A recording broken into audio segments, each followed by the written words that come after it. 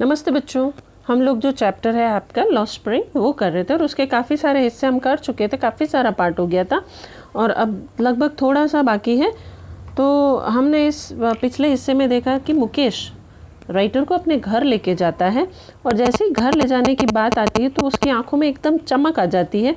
क्यों? क्योंकि मुकेश ने ये बताया कि उसका घर जो है वो अभी रीबिल्ड हुआ है। We walk down stinking lanes choked with garbage. Stinking बदबूदार लेन्स मतलब गलियाँ, चोक्ड विद गार्बेज, जो गलियाँ हैं वो गार्बेज यानी कचरे से चौक यानी कि बंद हो रखी थी। पास्ट होम्स दैट रिमेन होवेल्स और पुराने विद क्रम्बलिंग वॉल्स, भग्नावशेष या टूटे फूटे मकान जो थे वो जो न रहने योग्य मकान थे, ऐसे मकानों के बीच में से वॉबली डोर्स, टूटे फूटे आर पार देखे जाने वाले धारीदार दरवाजे, no windows, crowded with families of humans and animals को existing in a primeval state. एकदम मतलब उन घरों में जो है टूटे फूटे घर बिना खिड़कियों के, टूटे फूटे दरवाज़ों के साथ, और घरों में लोग और जानवर, ह्यूमंस एंड एनिमल्स को एग्जिस्टिंग, एक साथ रह रहे थे। He stops at the door of one such house, bangs a wobbly iron door with his foot. तभी मुकेश एक ऐसे ही घर के सामने रुक जाता है और दरवाजे पर जोर से बैंग करता है एंड पुशेस इट ओपन, और उसको पैर से मार के ओपन करता है। We enter a half built stake, बेढंगे बने मकान में हम एंटर करते हैं। In one part of it thatched with dead grass, उस घर के एक हिस्से को तो सूखी हुई घास से ढका गया है।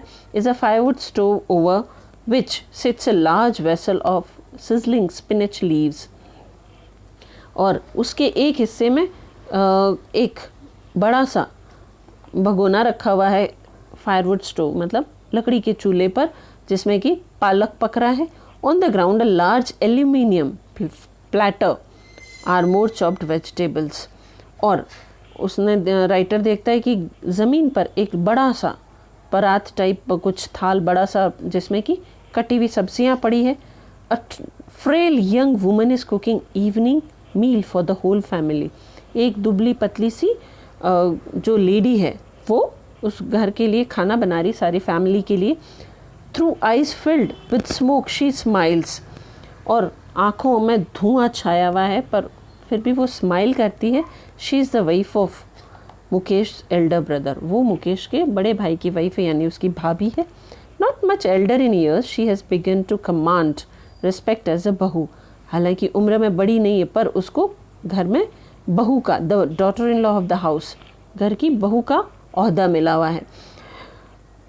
Already in charge of 3 men respected as the bahu, 3 men, her husband Mukesh and the father, जो कि घर में 3 इंसान थे और वो उस घर की इंचार्ज थी।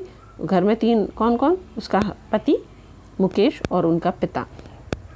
When the older man enters, she gently withdraws behind the broken wall and brings her while closer to her face. और जैसे ही घर में बड़ा बुजुर्ग घुसता है वो टूटी फूटी दीवार के पीछे छुप जाती है और चेहरे पे घूंघट डाल लेती। As custom demands, daughter-in-law must while their face before male elders. जैसा कि कस्टम है या रिवाज है, घर की बहुएं बड़े बुजुर्गों के सामने घूंघट निकालती हैं। In this case, the elder is an impoverishedly bangle makers, और इस घर यहाँ पर जो है बहुत ही जो एल्डर मेल है वो impoverished bangle maker है। Despite long years of hard labor, first as a tailor, then a bangle maker, he has failed to renovate a house.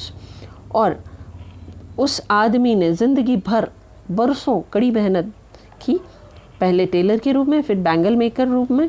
He has failed to renovate a house, send his 2 sons, वो अपना घर भी renovate कराने में असफल रहा। वो अपने 2 बच्चों को भेज देता है, कहाँ पर? स्कूल। वो बच्चों को स्कूल भेजने में भी असफल रहा। All he has managed to do is teach them what he knows the art of making bangles. बस वो क्या उनको पढ़ा पाता है? वह कला जो जानता है, और वो क्या जानता है? Bangle making. तो बच्चों, यहाँ तक हमने ये स्टोरी पढ़ी। आई होप आप लोगों ने इस स्टोरी को एंजॉय किया, और अब थोड़ा सा और हिस्सा हमारा बाकी बचा है जो हम अगले 2 क्लासेस में पूरा करेंगे। Till then take care, stay with me, thank you.